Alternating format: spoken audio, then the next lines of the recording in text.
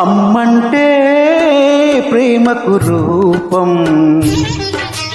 నాన్నంటే ఆమెకు దీపం,